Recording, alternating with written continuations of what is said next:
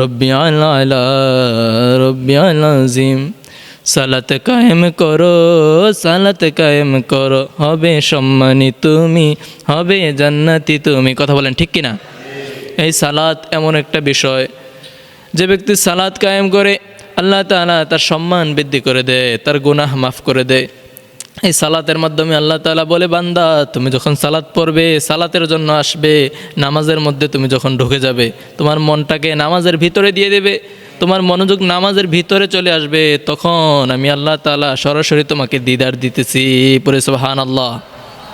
নামাজ যদি আমরা কায়েম করি তাহলে আমাদের ভিতর থেকে এই খারাপ কাজগুলো চলে যাবে, আর সমাজের মধ্যে যখন আমরা চলাচল করব, মানুষও আমাদেরকে ভালো বলবে।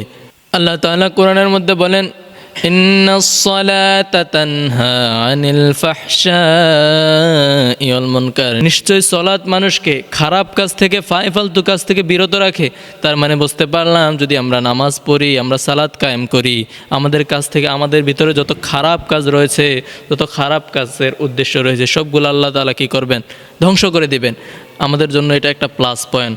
সমাজের মধ্যে চলাফেরার ক্ষেত্রে যখন আমরা প্রত্যেক দিন মসজিদের মধ্যে আসব, লোকেরা বলা বলি করবে, ওই ছেলেটা অনেক ভালো, ওই লোকটা অনেক ভালো, সে সবসময় নামাজ পড়ে, 5 ওয়াক্ত নামাজ পড়ে, আল্লাহর ধ্যানে মগ্ন থাকে। ভাই, যখন আপনি এমনটা করবেন, যুবক ভাইদের জন্য একটা মেসেজ, যদি 5 ওয়াক্ত নামাজ মসজিদে এসে পড়েন, ইমাম সাহেব যখন দেখবে আপনি 5 ওয়াক্ত নামাজ মসজিদের মধ্যে পড়তেছেন, পাশের যে মুরব্বীরা দেখবে 5 ওয়াক্ত নামাজ আপনি মসজিদের মধ্যে এসে পড়তেছেন, মুরব্বীরা বলা বলি করবে, ছেলেটা অনেক ভালো, নামাজ পড়ে। যখন আপনার সম্বন্ধ আসবে, কোনো বিবাহের সম্বন্ধ, আপনার জন্য যদি কোনো বিবাহের সম্বন্ধ আসে, তখন লোকেরা বলা বলি করবে, লোকেদেরকে যখন জিজ্ঞেস করবে ছেলেটা কেমন, তখন তারা বলবে, না ছেলেটা অনেক ভালো, মসজিদের মধ্যে আইসা 5 ওয়াক্ত নামাজ পড়ে, আল্লাহর ধ্যানে মগ্ন থাকে, লোকটা অনেক ভালো।